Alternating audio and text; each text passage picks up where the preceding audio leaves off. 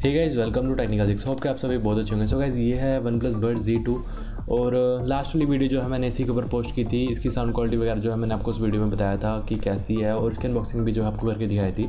लेकिन 2-3 दिन के बाद इसमें जो है एक इशू मेरे को मिला, तो मैंने सोचा कि इस वाली वीडियो में जो है मैं आपके साथ वो शेयर कर दूँ। तो वो इशू क्या है, तो सबसे पहले इसमें आपको जैसे कि यहाँ पे ये 2 बड्स मिल जाते हैं। अब इनके अंदर आपको जैसे कि पता है कि ये 4 मोड मिल जाते हैं। जैसे कि पहला है मैक्सिमम नॉइज़ कैंसिलेशन, दूसरा है नॉइज़ कैंसिलेशन, तीसरा है ऑफ, और चौथा है यहाँ पे ट्रांसपेरेंसी का।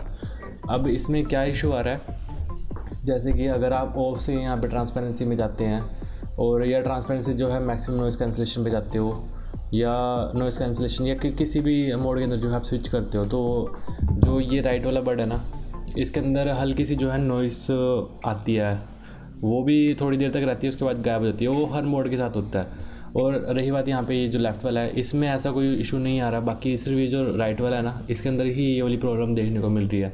तो मैंने सोचा कि ये वाली वीडियो बना के आपके साथ ये चीज़ें जो है मैं शेयर कर दूँ। और जब मैंने इसको रिप्लेसमेंट के लिए ट्राई किया कि मेरे को ये शायद हो सकता है कि ख़राब पीस हो ये राइट वाला, इसमें जो है काफ़ी ज़्यादा नॉइस आती है, बिना बात की आती है। और गाने सुनता हूँ ना, तो कभी कभी मतलब बीच में अपने आप ही आना शुरू हो जाती है। तो मेरे को लगा कि ये राइट वाले में जो है थोड़ी सी दिक्कत है, तो इसलिए जो है मैंने इसको रिप्लेसमेंट के लिए ट्राई किया। तो जब मैंने इसको रिप्लेस करवाया वन प्लस की ऑफिशियल वेबसाइट से, तो वहाँ पे रिप्लेसमेंट का ऑप्शन आ रहा था। जब मैंने इसको प्रोसीड किया तो वो ख़त्म हो जाके सर्विस पे।